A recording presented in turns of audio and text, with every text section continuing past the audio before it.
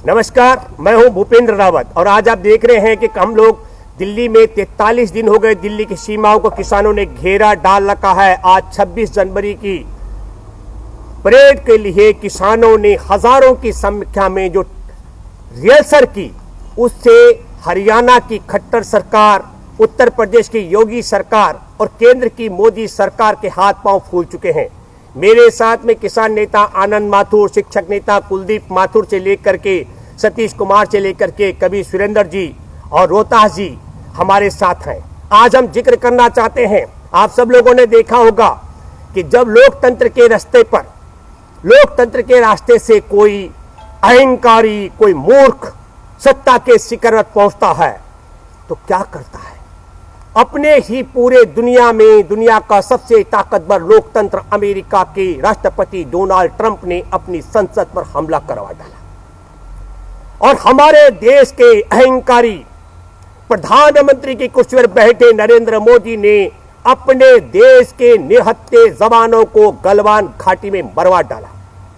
और जब गलवान घाटी में जवानों को मरवाया था, मैं आपको जिक्र करना चाहता हूं 15 जून 2020 का, तब एक बहुत बड़ी बात आई थी।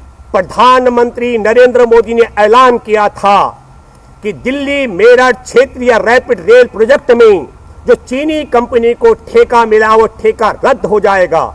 जब हमारे देश के 20 से ज्यादा जवानों की शहादत होती है, 76 जवान घायल होते हैं, निहत्थे पीट पीट कर मार डालती है चीन की सेना, तब प्रधानमंत्री हमारे देश से चीन की कंपनी को मिला हुआ ठेका रद्द करते हैं। और जब राष्ट्र की राजधानी पर हमारे देश के किसानों की जो बलिदान है, शहादत है, वह 40 से ज्यादा हो जाती है। मैं 57 से ज्यादा किसानों की शहादत के बाद वो चीन का जो ठेका रद्द किया था, वो ठेका चीनी कंपनी को दिया जाता है। आप सब लोग इसको देखिए, ये 3 जनवरी का दिल्ली मेरठ क्षेत्रीय रैपिड रेल प्रोजेक्ट में चीनी कंपनी को मिला ठेका, टनल बनाएगी कंपनी। ये आप समझ लीजिएगा, आपको समझना होगा कि भारत के जवानों की शहादत के बाद ठेका रद्द किया जाता है और भारत के किसानों के कुर्बानी के बाद, शहादत के बाद चीन की कंपनी को ठेका दिया जाता है। और जब चीन की कंपनी को 3 तारीख को ठेका दिया जाता है तो इस बात की पोल खोल करने के लिए, रोकने के लिए क्या होता है? आप सब लोगों ने देखा कि शाहजहांपुर पे सुप्रीम कोर्ट ने कहा था किसानों को अब प्रदर्शन करने का हक है, लेकिन 3 तारीख को दैनिक जागरण रात को 8:52 पर यह स्टोरी पब्लिश करता है और उससे पहले यह सूचना मोदी सरकार के पास होती है। मोदी सरकार के इशारे पर खट्टर सरकार किस तरीके से हरियाणा में किसानों पर बर्बरता से आंसू गैस के 200 से ज्यादा गोले दागती है। अगर इतनी मेहनत गलवान घाटी में की होती तो निश्चित तौर पर हमारे देश के अंदर चीन की सेना घुस करके हमारे जवानों की शहादत नहीं की होती। और फिर 4 तारीख को असल मसला था कि 4 तारीख को स्टोरी लगनी थी और 4 तारीख की क्रोनोलॉजी थी सरकार की।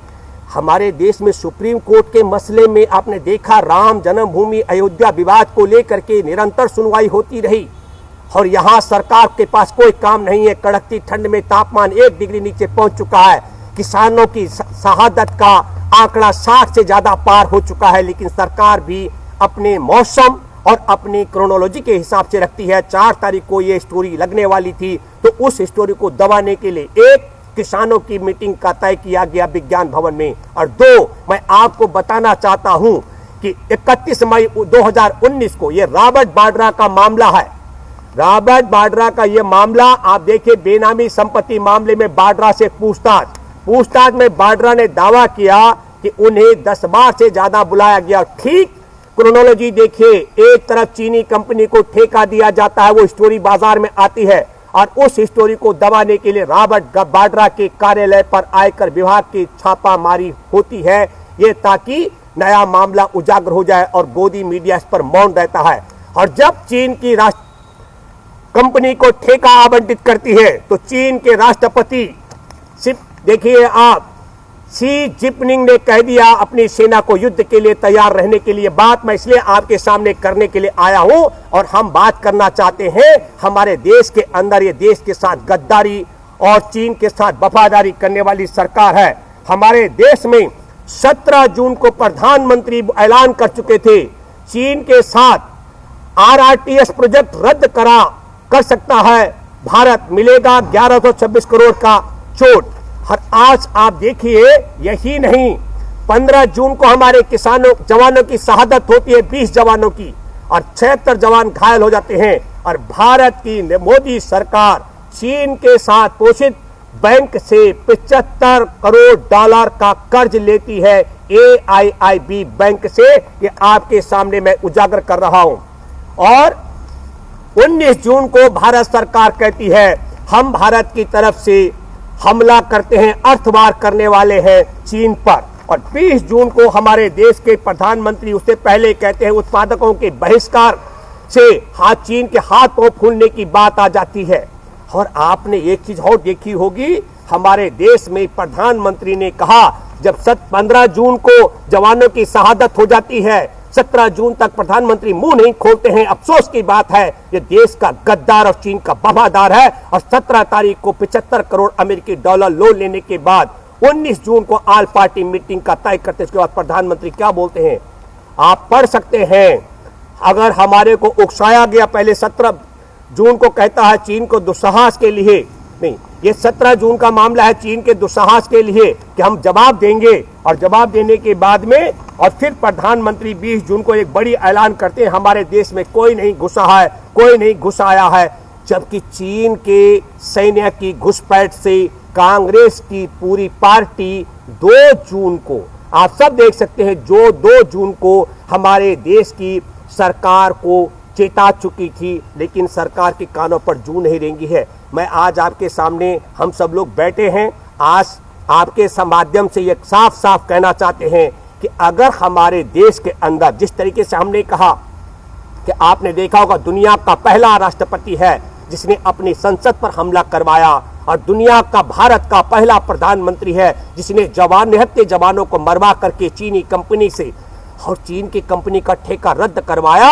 और जब जवानों के बाद किसानों का नंबर लगा, किसानों को मरवाने के बाद अब चीन की कंपनी के हवाले ठेका कर दिया। इसलिए आपको तय करना है ये देश के साथ गद्दारी है कि वफादारी है। लेकिन एक बहुत बड़ी बात लोकतंत्र की खूबसूरती में एक कमजोरी भी है कि लोकतंत्र के रास्ते पर देश में अहंकारी और मूर्ख व्यक्ति भी चुनकर के सत्ता में आता है। जिस तरीके से आपके सामने आपने देखा होगा हमारे देश के प्रधानमंत्री ने दुनिया के सबसे महंगे इवेंट्स, उसका नाम है आपने देखा होगा कि हमारे देश के प्रधानमंत्री ने हाउडी मोदी कार्यक्रम किया था, 1,40,000 करोड़ रुपए का खर्च उसके साथ अमेरिका में आया था। वहां भी हमारे देश के प्रधानमंत्री की, हमारे देश की भारतीय मूल की बेटी कमला हैरिस जो वहां उम्मीदवार थी राष्ट्रपति की, उसको हरवाने के लिए डोनाल्ड ट्रंप को राष्ट्रपति बनाने के लिए पहले हाउडी मोदी का कार्यक्रम किया गया। और उसके बाद आपने देखा कि भारत में कोरोना आ चुका था और फरवरी में नमस्ते ट्रंप का कार्यक्रम किया गया।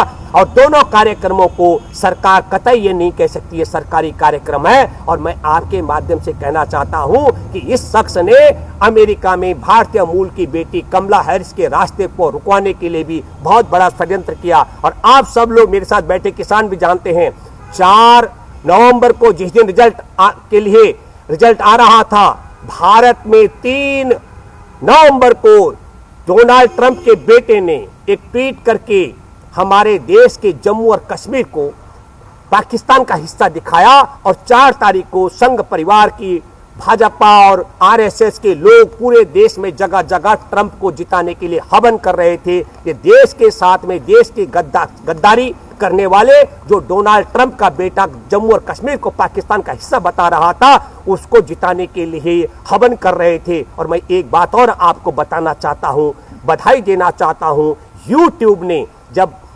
डोनाल्ड ट्रंप ने संसद पर हमला करने वाले अपने समर्थक अंधभक्तों को संबोधित किया, यूट्यूब ने डिलीट कर दिया और फेसबुक ने और ट्विटर ने उसका अकाउंट बंद कर दिया, जबकि वो अमेरिकी बेस्ड कंपनियां हैं। हमारे देश में तो बहुत बड़ा दुर्भाग्य और दुख की बात है, हमारे देश में प्रधानमंत्री नरेंद्र मोदी ने निहत्थे जवानों को मरवाया, लेकिन अंधभक्त कहते हैं कि वही सबसे बड़ा ताकतवर व्यक्ति है।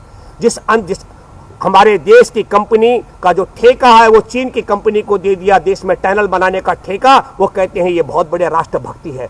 हमारे देश के अंदर नोटबंदी के दौरान जब 2016 में नोटबंदी हुई थी, तब आप सब लोगों ने देखा कि किस तरीके से हमारे देश के अंदर लगभग जो नुकसान हुआ है वो नुकसान 5 लाख करोड़ का पहला नुकसान हुआ था। और दूसरी बात आपको बताना चाहता हूं कि फिर 2017 में जीएसटी में टैक्स पद्धति में बदली करके जब तब्दीली की गई तो उसके बाद 12 लाख करोड़ रुपए का नुकसान भारत को झेलना पड़ा। और तीसरी बात कहना चाहता हूं, असंगठित क्षेत्र में 24 लाख करोड़ का नुकसान हुआ। और चौथी महत्वपूर्ण बात आपको बताना चाहता हूं कि हमारे देश में अभी कोरोना का टीका नहीं बना, कोरोना की दवा नहीं बनी, लेकिन लॉकडाउन अनलॉक करने के बीच में 27 लाख करोड़ का नुकसान हमारे देश को झेलना पड़ा। और भारत के अंधभक्त खुश हो गए जब जून में 59 ऐप बंद कर दिए गए थे, जब सितंबर में 118 ऐप बंद कर दिए गए थे और नवंबर में 43 ऐप बंद कर दिए गए थे, तब ताली बजा रहे थे और तब हमारे देश के गोदी मीडिया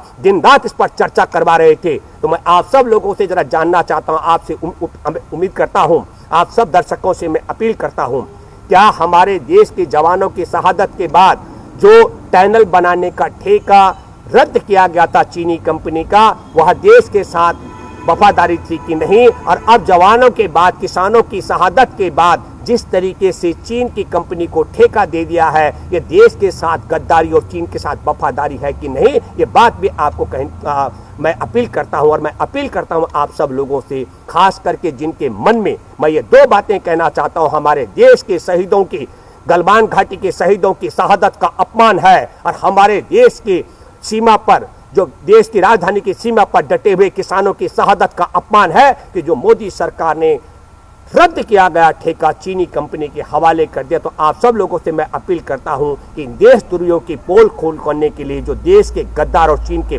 वफादार हमारी सत्ता के शिखर पर बैठ करके देश का तमाम ताना बाना चीन के हवाले कर रहे हैं, इनको सबक सिखाने के लिए एकजुट हो। और आगामी 26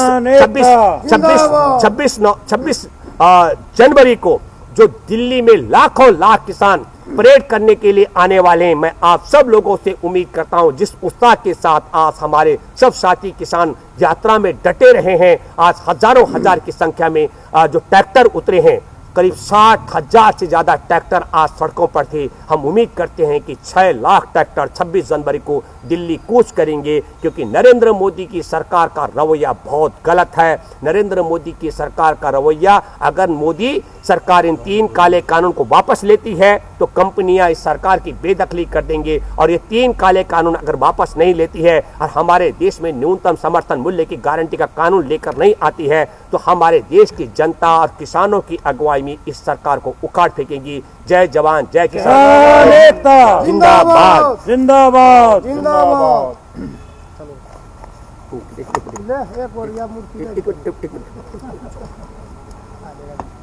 की तरह जागी रे।